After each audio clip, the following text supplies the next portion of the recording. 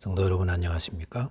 2022년 4월 23일 토요 새벽 말씀 함께 나누겠습니다.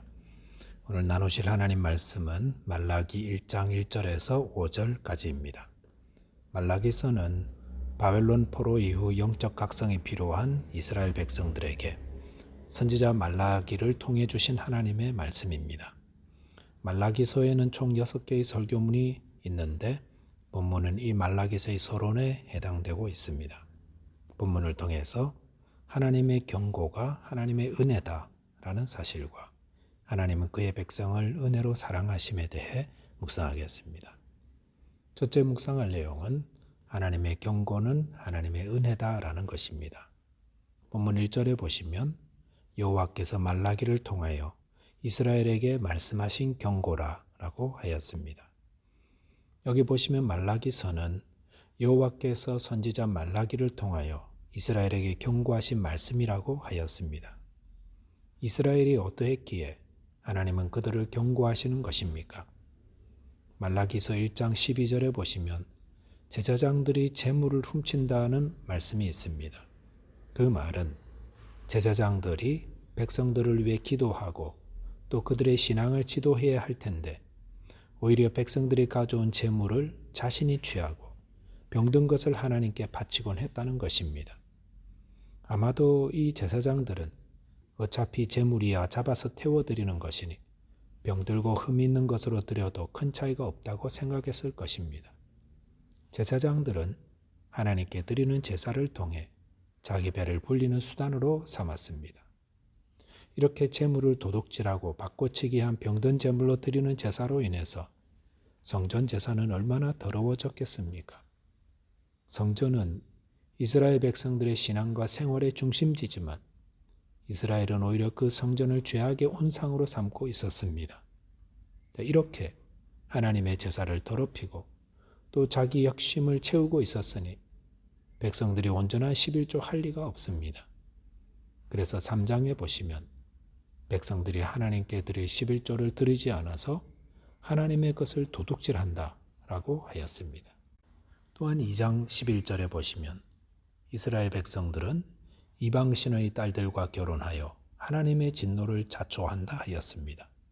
그리고 이스라엘 안에 거짓이 가득하여 어려서 맞이한 아내에게 거짓을 행하며 이혼한다라고 하였습니다. 이스라엘 사회가 어쩌다 이렇게 되었습니까?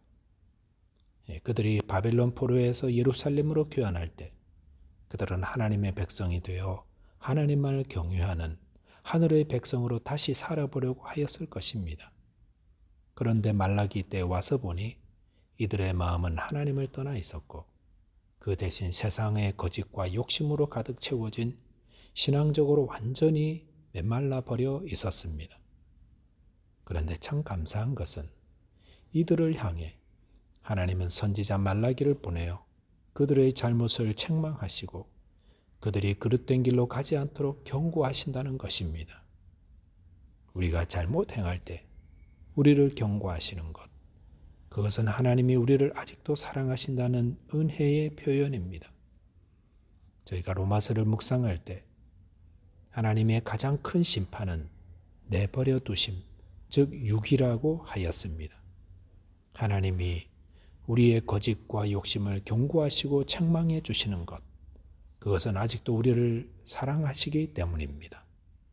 성경을 통해 또 양심을 통해 성령께서 우리에게 책망하시고 경고하고 계신다면 아직도 하나님의 은혜가 임하고 있는 것입니다. 그럴 때 즉시 회개하심으로 돌이킨다면 하나님의 회복의 은혜를 누리게 될 것입니다. 둘째 묵상할 내용은 하나님의 사랑을 확신해야 한다는 것입니다. 본문 2절에 보시면 여호와께서 이르시되 내가 너희를 사랑하였노라 하나 너희는 이러기를 주께서 어떻게 우리를 사랑하셨나이까 하는도다. 나 여호와가 말하노라 에서는 야곱의 형이 아니냐 그러나 내가 야곱을 사랑하였다라고 하셨습니다. 이스라엘의 잘못을 경고하기 전에 하나님이 하신 말씀은 내가 너희를 사랑하였노라 라는 말씀이었습니다. 이것은 이스라엘이 얼마나 배은망덕했는지 그것을 드러내기 위함이기도 하고 또한 그들에게 내리는 경고가 그들을 위한 사랑에서 비롯되었음을 드러내어서 그들로 회개케 하기 위함이라 할 수 있습니다. 그런데 이스라엘은 주께서 어떻게 우리를 사랑하셨나이까라고 대답하였습니다. 이것은 이스라엘이 하나님의 사랑에 대해 불신하고 있다는 것을 보여줍니다. 이스라엘이 하나님이 그들을 사랑하신다는 말이 이처럼 회의적이며 불신하는 이유가 어디 있을까요? 그것은 아마도 그들의 현재의 형편과 사정이 기대만큼 좋지 않았기 때문이라 생각합니다. 그들은 성전을 건축하고 나면 그들이 솔로몬 시대처럼 번영을 누릴 것이라 기대했던 것 같습니다. 성전 건축을 독려했던 학개 선지자는 학개서 2장 9절에서 이 성전의 나중 영광이 이전 영광보다 크리라라고 하였습니다. 여기서 이 성전의 나중 영광이란 성전이신 예수 그리스도의 영광을 의미합니다. 즉 메시아가 올 때에 그 영광이 솔로몬 성전의 영광보다 더 크다는 말씀입니다. 그런데 하나님의 말씀을 바로 알지 못하니까 이스라엘 백성들은 단순히 하나님의 성전을 짓고 나면 우리의 형편이 솔로몬 때보다 더 나아질 거야, 이런 기대를 가졌다는 것입니다. 그리고 성전 후에도 기대대로 되지 않자 하나님이 우리를 사랑하지 않나 보다 하며 낙심하여서 신앙적으로 또 도덕적으로 자포자기한 삶을 살았던 것입니다. 우리가 하나님의 사랑을 알지 못하면 이런 결과에 이를 수 있습니다. 이스라엘 백성들의 잘못, 그것은 하나님의 사랑을 상황과 여건을 보면서 확인하려 했던 것입니다. 하지만 하나님의 사랑은 그렇게 확인하는 것이 아닙니다. 오늘 본문에서 하나님은 이스라엘을 은혜로 사랑하신다고 하셨습니다. 태중에서 에서와 야곱이 있을 때 하나님은 에서는 미워하고 이스라엘의 조상이 될 야곱은 사랑했다고 하셨습니다. 그것은 무조건적인 사랑, 은혜의 사랑을 말합니다. 하나님이 이스라엘을 사랑하신 것은 이스라엘이 무엇을 잘해서가 아니라 조건 없이 은혜로 사랑해 주셨다는 것입니다. 그런데 이스라엘 백성들은 그들의 형편과 사정을 보며 하나님이 우리를 사랑하지 않으셔 라고 스스로 자포자기한 인생이 되었던 것입니다. 이 땅에서 가장 복된 시간은 하나님의 사랑을 확신할 때입니다. 그럴 때 우리 안에 기쁨과 감사가 충만하게 됩니다. 그 말은 하나님의 사랑을 알지 못하면 슬픔과 두려움과 염려로 가득하게 된다는 겁니다. 그리고 자포자기하는 인생이 됩니다. 여러분은 하나님의 사랑을 확신하십니까? 확신하신다면 무엇으로 그 사실을 확신하십니까? 기도한 대로 응답되어서 확신하는 것도 아니고 모든 일이 승승장구한다고 해서 확신할 수 있는 것이 아닙니다. 성도가 하나님이 날 사랑하심을 확신하는 것은 예수 그리스도를 통해서입니다.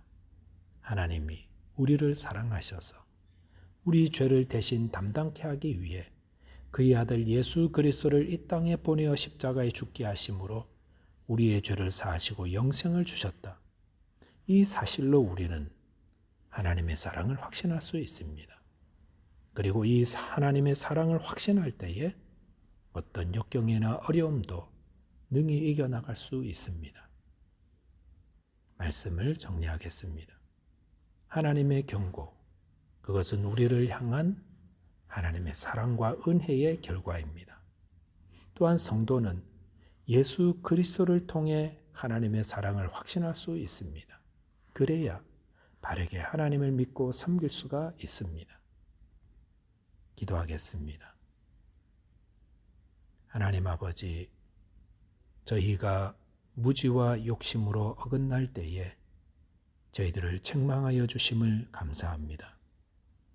또한 예수 그리스도를 통해 저희를 사랑하심을 확신하며 즐거움과 감사로 하나님을 섬기는 자 되게 하여 주옵소서. 우리 주 예수 그리스도 이름 의지하여 기도하옵나이다. 아멘. 오늘도 믿음으로 승리하는 하루 되시기 바라겠습니다. 감사합니다.